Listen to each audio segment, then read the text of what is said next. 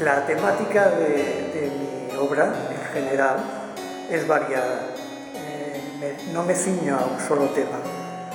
Los alterno para no caer en la rutina, y hay cosas desde pequeños retratos de plantas o de algunas frutas, una pequeña cucharilla de café, paisaje, y como se puede apreciar por los primeros términos,